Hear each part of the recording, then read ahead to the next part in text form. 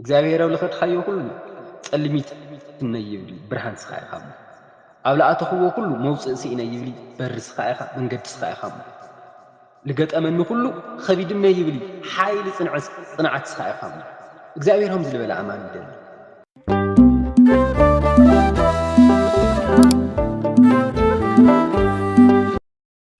እግዚአብሔር ድንቅ ልገብሮ ነገር ብስቕትኡ ይፍለጥ ለዚ ሓደ ማቴዎስ ወንጌል ምዕራፍ ካብ ቁፅሪ 24 ሃዋርያት ላብ መርከብ ላብ ጀልባ ይድይቡ እሞ ኣብቲ ጀልባ ላኸዱ ተለዉ ሓያል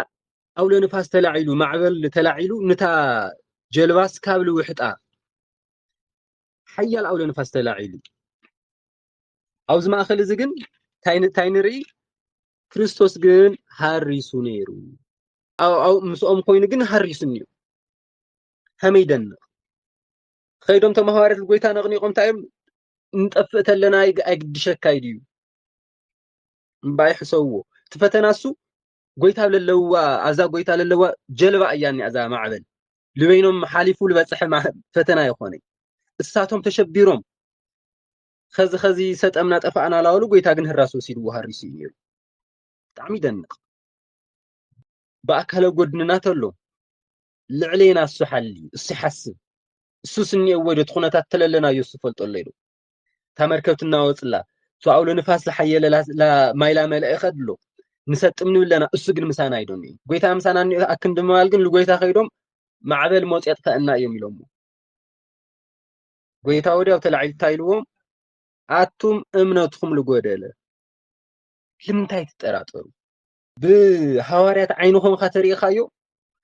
رؤي معبل المسيكا لرجس خلا التأمامن خيها جلوة لا تناوت لا راخة معبل حنديا يوليك قلبت أكاي أو تشفت فاتهم لو صحلويري ولا تخونتاتو مأمني مشبري قويتها لنا قرول لك ألقنت أيو أتم أمنت القودة لك سلمنتاي تتراتو مؤمن مصباي متأممان مالت قبل دلدل بوتا يخوني قبل تناوت معبل ماخل እግዚአብሔር ይሰርሕ ምትእምማን ዓለም ነገሩ ሕውሱስ ይብሎ እግዚአብሔር ይሰርሕ እግዚአብሔር ይዕሪ ልሰርሕ አምላክ ስለሌሎ ልፈረሰ ነገር የደንግጸናይ ታኩን ኾን ኢልና ስለናጋ ክንድ ምጭናቅ እግዚአብሔር ናናጋይ ኣብ ኢዱ ልገበረ አምላክ ንዩ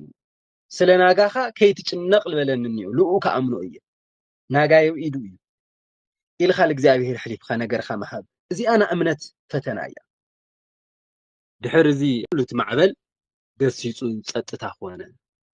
حيال صطتا خونه እግዚአብሔር ስሙ ይخبر ይመስገን ትقدሚው ለነበርዎ صطታ ለስተማቀርዎ አይነት صطታ ሰላም ይኾነ ነይሩ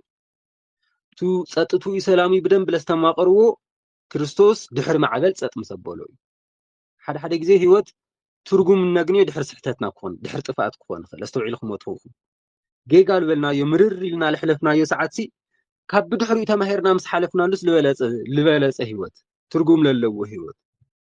جن دقيم خحلف فازا مكرا تتنبه لين مرصو فتنا يخون حق ده يخون እግዚአብሔር ከሐልፎ ተሎዝ መከራሱ እግዚአብሔር መምህር ገይሩ አክንድክ ሰብረና ከጠንክረና ገይሩ መሰሕለፈልና ግን ድሕሪኡ ለለ ሰላም ድሕሪኡ ለለ ህይወት ድሕሪኡ ለለ ደስታ ጣዕሙ ይፍለይ ሉ የእግዚአብሔር ሱቅ ልፈት لا تشبر السوق لا أوي السوق لا تناوت السوق ما يوم بإيدهم نقني قوم سكاول العلو كنت أفقت لنا يقدك يقد شكايدي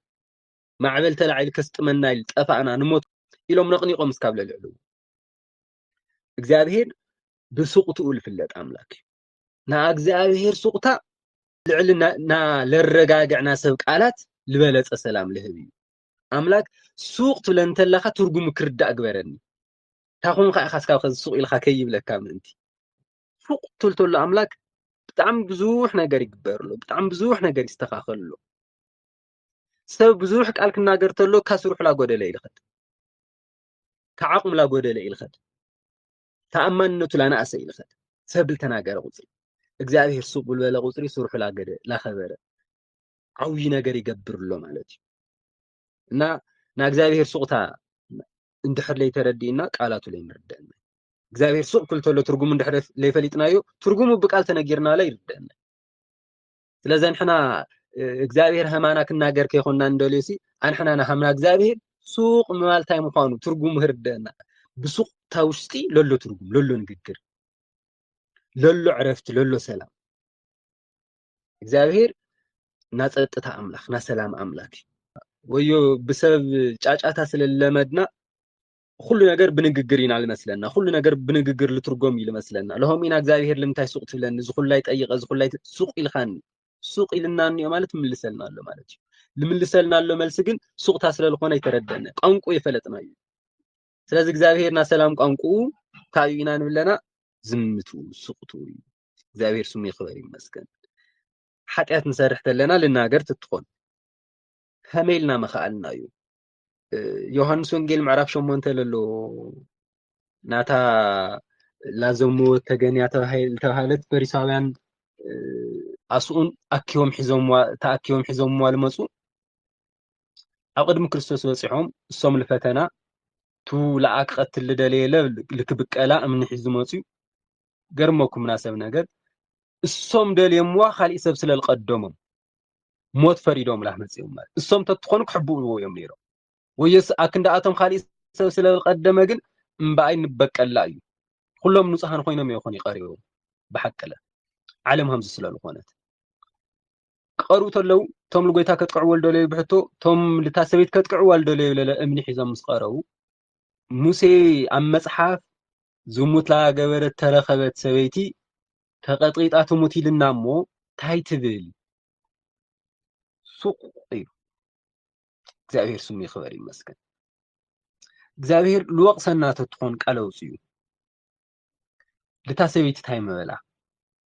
ክንደይ ሓጢአታ መፈለጠ እሳቶም እምኒ ሒዞም ላመፅዮም ንዩ ናታ ሓንቲ መዓልቲ ስሕተታ እያ ናታ ሓንቲ መዓልቲ ናዝሙት ግብራ እዩ ክርስቶስ እንደይ ገበና ይፈልጥ ካው ኻምስ ክሕተተሎ ታይሉ ርእሶ ድኒኑ ኣብ ምድሪ ይዱላ ብይዱላ ጻሓፈ ወይ ላ ጻሕተረ ሱቅ ኢሉ እግዚአብሔር ስሙ ይኽበር ይመስገን ሓደ ግዜ ብስም ምኽሪ ብስም ማዕዳ ብስም ወቀሳ ብስም ተግሳጽ ላበልና ሞራል ሰብ ዓቅም ለይውሉ ልቡ ዓቅም ለይውሉ ሰብ ላሰበርና እዩ ንኸል ላደቁስና እዩ ንኸል ኣብ ላይ ዓቅሙ ቃላት ላውሳና እግዚአብሔር አንደበትና ይኸልኽለልና ክርስቶስ ሱቅ ማዕዝል ተናገረ ይመስለኩም ቶም ፈረቲ ካዋኻትኩም ሓጢአት ላይ ገበረ ተሃልዩ ቀዲሙ ብእምኒ ይወርውር ይውቃዕያ ኩላቶም እምኖም ደርብዮም ላብ ድሕሪት ተመሊሶም ወፂኦም ቅንዕ ምስ በለ ካልኣይ ግዜ መን ብቻርዩ ታተፈረደላ ሰበይቲ ጥራሕ ክርስቶስ ሱቅ ልበለሉ ሰዓት ብዙሕ ነገር ተፈጢሩ ናታ ሰበይቲ ህይወት ተሪፉ ናቶም ሰባት ትዕቢት ተገሲጹ ሱቅ ልበለላ ሰዓት ለውጾ ቃላት ቁጥዋት ውስናት እዩ ናያቶም ሓጢአት ላይ ዘርዘረ ናያ ሓጢአት አጋሊጹ ካለለቱ ሕፍረት ይወሰኸ ለአአ ሞራል ሓሊ ለአአቶም ትዕቢቶም መብሪድሎም እሳቶም ብግብሮም ሓፊሮም ወፂኦም ኸይዶም ታልሓፈረት ሰበይቲ ለለ ቅንዒላ መሊሳ ሓደ ሰብ ይረኣኹ ቶም ፈረድቲ ከምታይ ንኡት በሃል ተለ ሓደ ሰብ ይረኣኹ አንደበታ ልገተአት እያ ነይራ ምክንያቱም ኣብ ሓጢአት ኣብ ተነሳህነት ለሎ ሰብ ብእምኒ ትቀጥቀጥ ተትብል ክርስቶስ ለ አሜን ኢላ ትቅበል ነፍሲ እያ ነይራ እግዚአብሔር ሃምዝ ልበለ ልቢ ይደሊ እግዚአብሔር ንሓጢአት ይኾነ ይልጣበቕሎ ዝሙት ፈጺማ ስለልመፀት ይኾነ ልተነሳህ ልቢ ግን ክርስቶስ ኩል ጊዜ ምስ ተነሳህቲ ልቦም ምስል ተሰበረ ናታ ሰበይቲ እዚኣ ናጋኣ ካሊእ ይኾን ትማሊኣ ካሊእ ናጋኣ ካሊእ ይኾን ና ክርስቶስ ጸጥታ ታሪክ ሰብ ይቕይር ልዝዩ ልብኹም አይሸበር በእግዚአብሔር እመኑ በአይለ እመኑ ኣብ ተሃወኸ ዓለም ውሽጢ ሰላም ክግነይልካ እመን ህይወት ምስቅልቅል ኢላ በባና ዓይኒ ሰፍ ለይብል ችግር ገጢምና ኢልና እግዚአብሔር ስሩሑ ይስራሕ እግዚአብሔርና ሰላም አምላክ እዩ ሰላም ይሃብ ልብና ልኡ ክፉት ንግበር